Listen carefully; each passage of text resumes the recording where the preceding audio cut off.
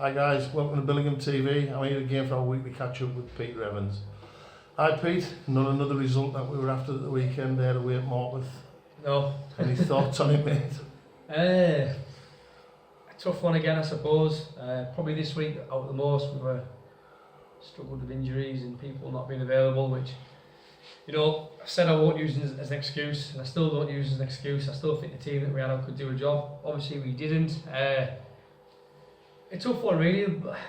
Conference is knocked. Let's not beat it on the bush. It's knocked a bit.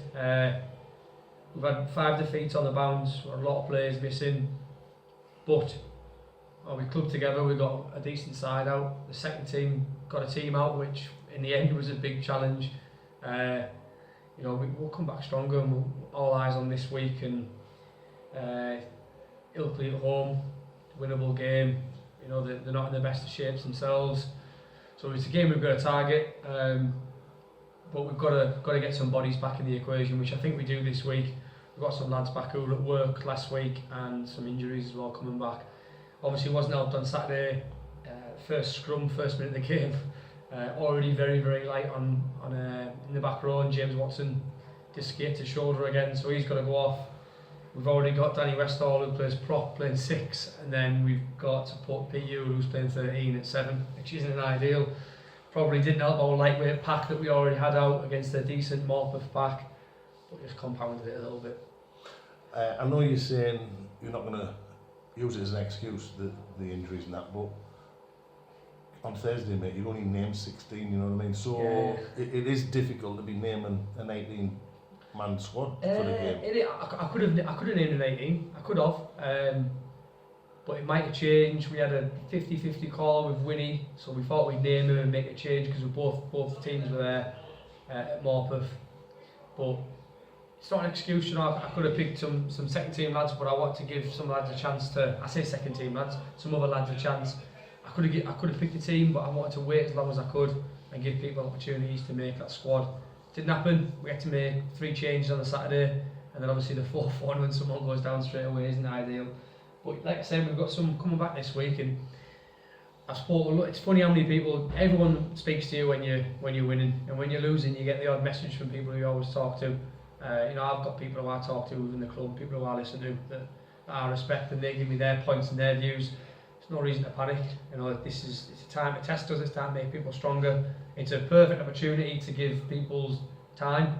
You know, Dylan Penny, 18-year-old prop, he's going to be an absolute quality player. I thought he'd done really well on Saturday. He played second row. He's not a second row, but he had to play there.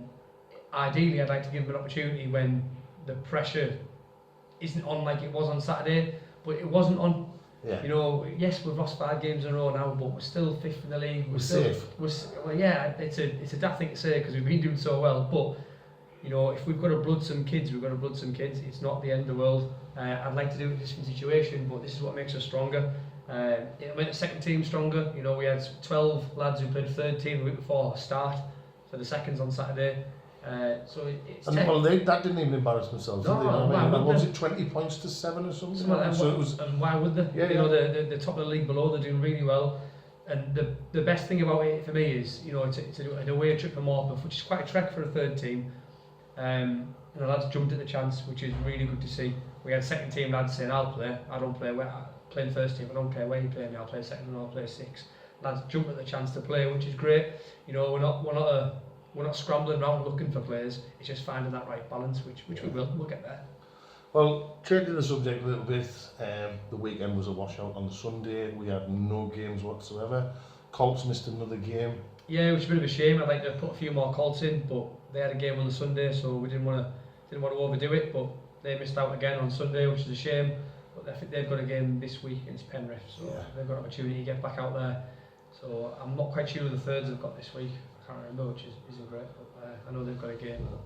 Have the seconds got a game this weekend? Yeah, the seconds are away at Malvern Park on Saturday. Right, so let's see what sort of team. Yeah, and I've seen that we've got an idea of the second team already, and it's not a bad squad at all. There's a few players coming back in the mix, and the first team's definitely, I'm not going to say improved, it's not fair on the lads, but some of the lads who went there and played well. You know, I thought Josh Wilson had a cracking game for the first team.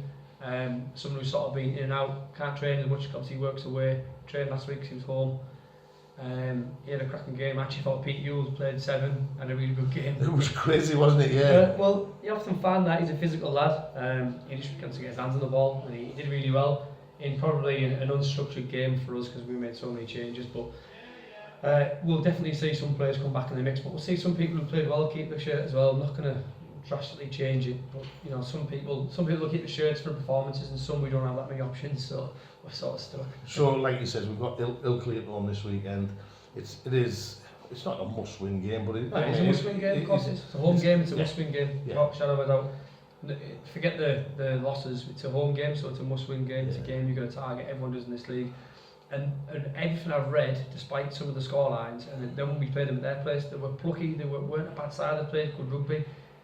I've got a feeling the weather's going to have a big impact on the game. Whether that suits us or suits them, we'll have to wait and see. I know we're expecting a big crowd as well, aren't we? Because it's Volunteers Day down the club and everything. So I'm tempted not to play and go upstairs and get some free drink. But are you a volunteer? I'm a volunteer. Yeah, I'm a volunteer coach. I'll have you know. Right.